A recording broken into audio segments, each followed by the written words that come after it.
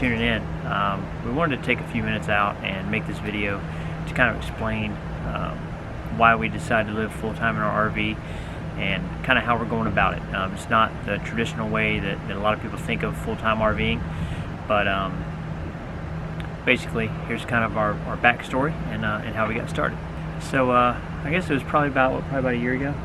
Yep, about a year ago. So yeah, around last August roughly, we knew that we really enjoyed taking our weekend camping trips, and we're just had so many booked that we were literally taking camping trips and going somewhere like every other weekend. If we didn't have a camping trip to go to every other weekend, you know, we were kind of going crazy, and just, you know, we would be on a camping trip and we would be sitting out by the fire looking to try to book our next camping trip. So just really loved it. And it got to the point where we were dreading coming home to the house and having to clean the house and take care of the house. And right. I mean, if we could have, we would have taken a trip every single weekend. And it's not that we were doing anything super fancy on the trips. Most of the trips were, you know, were pretty local to the South Central and North Florida area. You know, within about 3 hours of where we were located. And nothing super fancy, nothing special.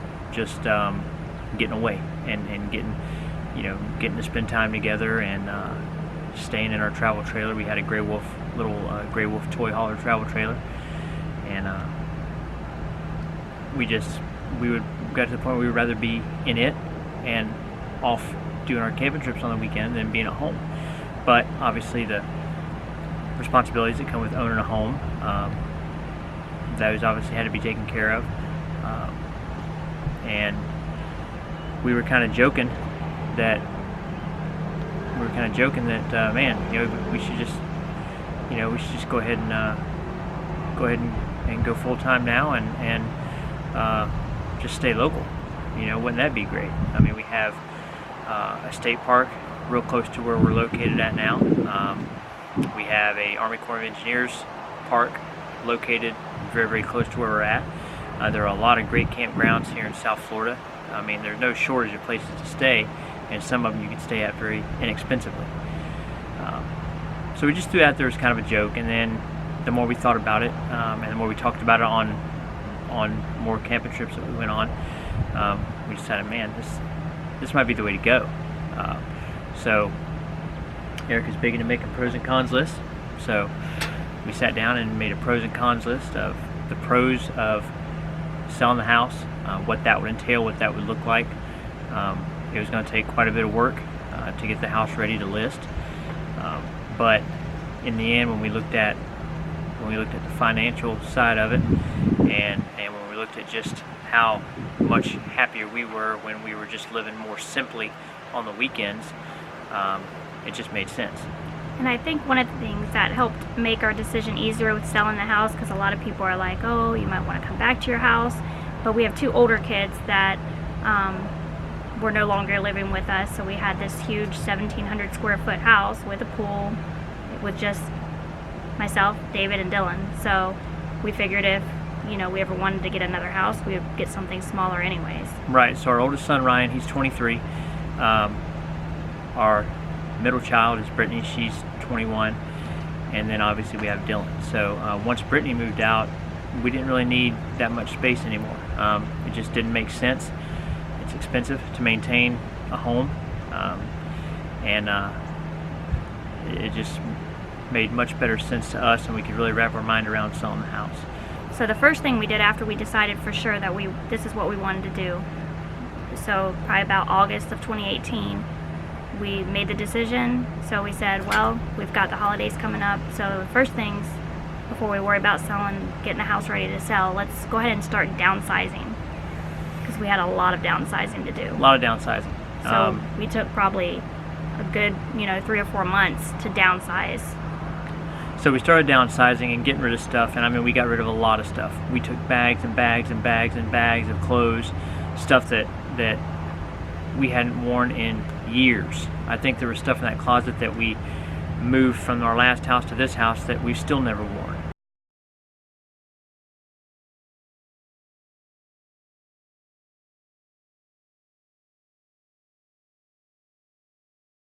We didn't wear it then, and we still haven't worn it, so we got rid of it.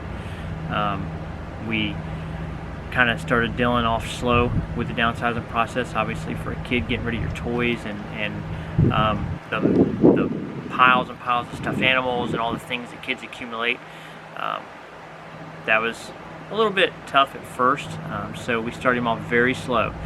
So we started making him downsize three things of his choice each day. It could be a tiny little figure.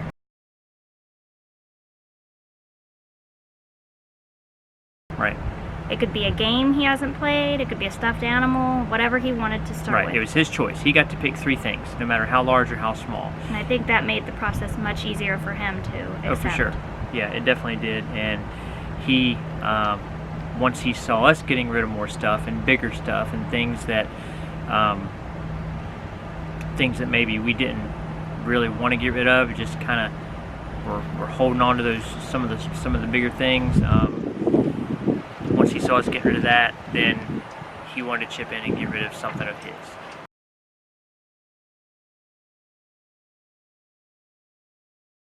So it just kind of all worked together, and I think it also helped with him to tell him that, we've got Christmas right around the corner, so you've got family members that are going to be giving you gifts for Christmas, so we got to make room for some of your new stuff also. So I think that helped him also. Yeah, it definitely did. So we got the downsizing process going, and that meant downsizing inside the house, that meant downsizing outside of the house, getting rid of a lot of stuff that we had in the garage, getting rid of extra stuff that we've accumulated because we had a garage to keep it in, and stuff just seemed to find its way there.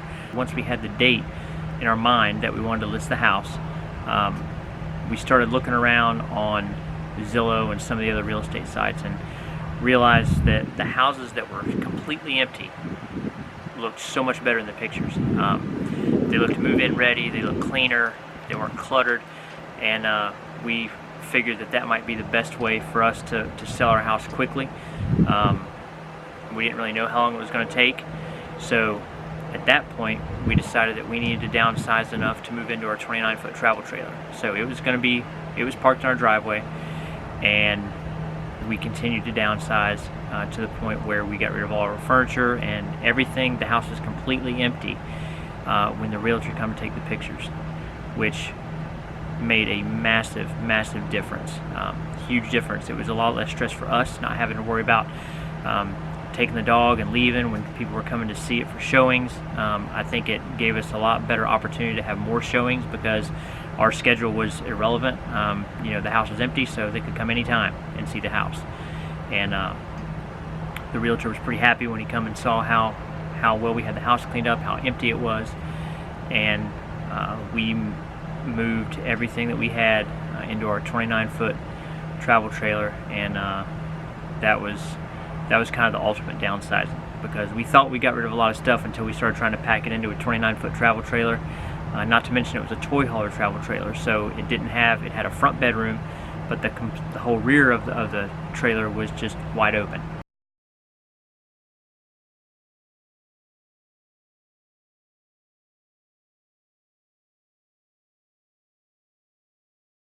So we had to make some modifications in order to even be able to live in it, for Dylan to have a little bedroom area. Right, so we bought a single captain's bed, put it along the back wall where the toy hauler ramp door is. We set up a curtain to close off his space.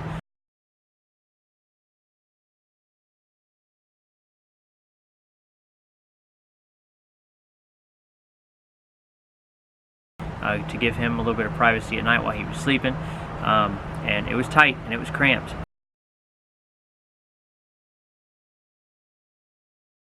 We didn't know how long it was going to take to sell the house, so we thought it was important for him to have his own little area, and as luck would have it, it didn't take us long at all.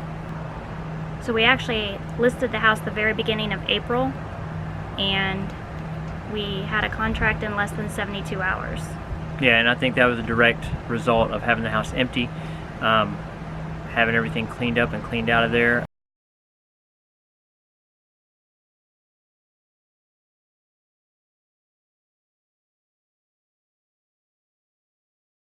we just did some basic touch-up on it. We contemplated painting it and painting our back porch around the pool and doing some, stuff to really basically doing things that we had talked about wanting to do while we were living in it. But the realtor kind of advised us against that. He said everybody's going to have their own idea of how they want things to look and their own colors they want to paint the rooms.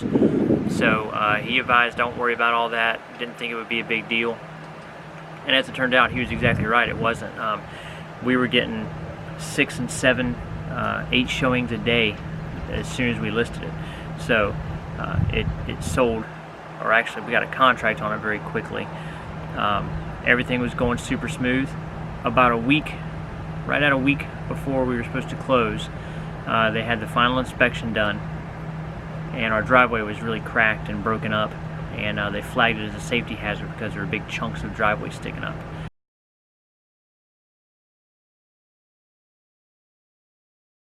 So with less than a week to go to closing, we had to move the travel trailer out of the driveway, which meant we had to find somewhere to stay on short notice in the springtime in Florida while the snowbirds are still down here.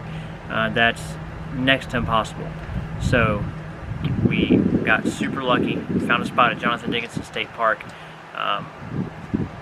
and there was only like 1 or 2 spots that were available. So we got extremely lucky there. Got the trailer out of the driveway. It took me 3 days after work and 20 bags of concrete to get the driveway fixed and repaired to their specifications.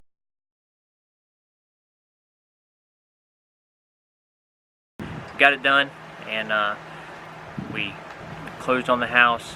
Everything went smooth, and once we closed, we decided that it was time to upgrade to that 5th wheel that we were wanting, which was the ultimate goal always anyway.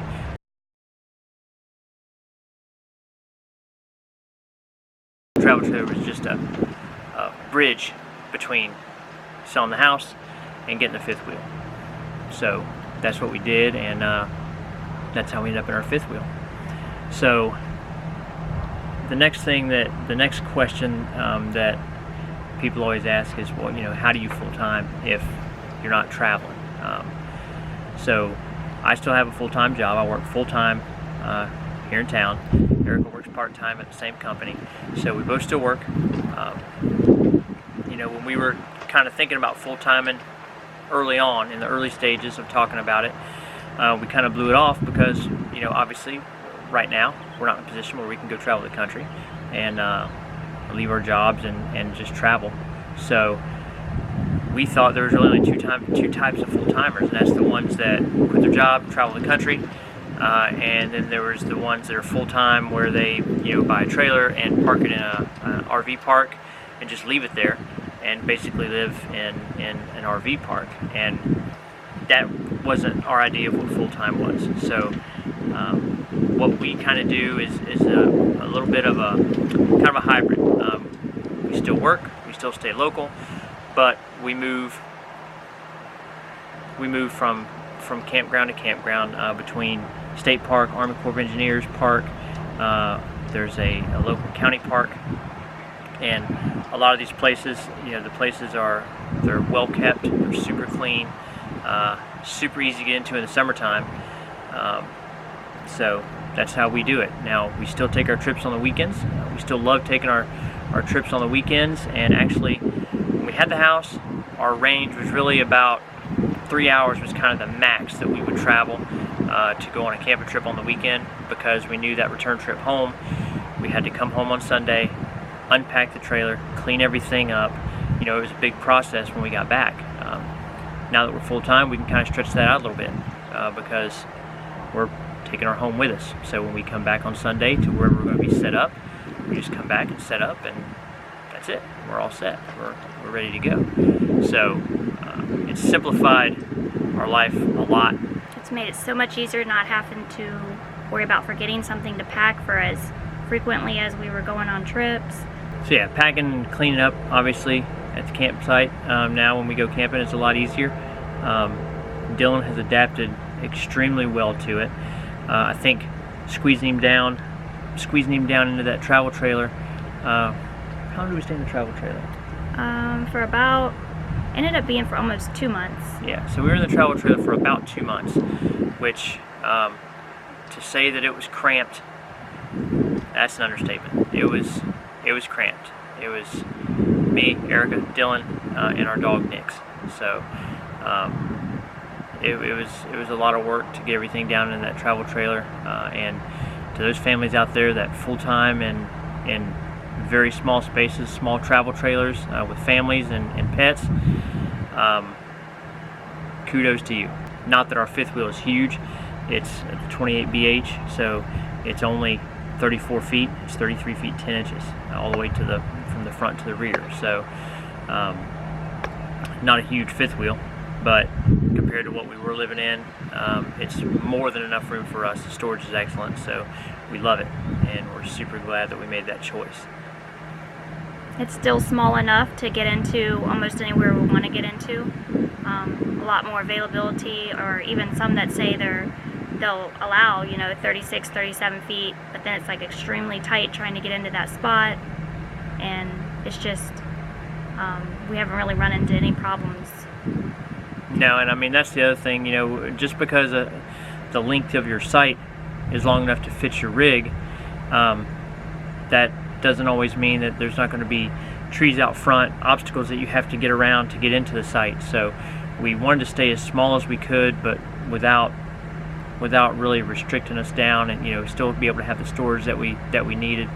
And this unit does that for us really well. So that's pretty much it. I mean, that's how we got to where we're at now. Why we kind of made the choice to do it. We're super excited about it. We're looking forward to everything that all the adventures that's going to bring. Now, I will say that the first month was not without a few issues. Even though the fifth wheel is brand new, there were still obviously some bugs that had to be worked out on it, and we're going to be bringing those kinks that we had to work out. We're going to bring those to you here in a future video. Also, we're going to do a tour of the inside, show you kind of how we have it set up, show you how we do with laundry, which was a big deal for us. We're not fans of going to laundromats and having to sit there at a laundromat wait for laundry to get done. So we're going to show you how we approach that.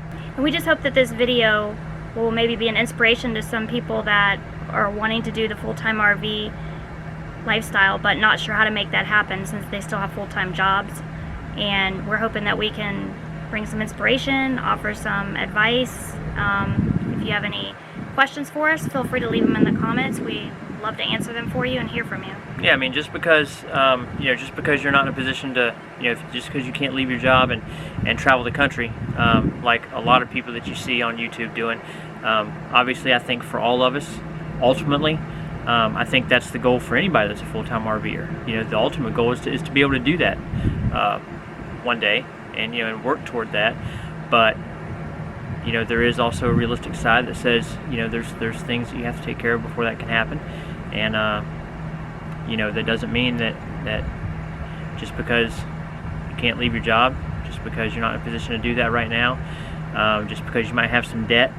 Well, there's options out there, and I think that's what we're trying to show people, is that there are options, and you can do anything you want to do if you're just resourceful and kind of work through it and put your mind to it. So we really look forward to making these upcoming videos for you guys.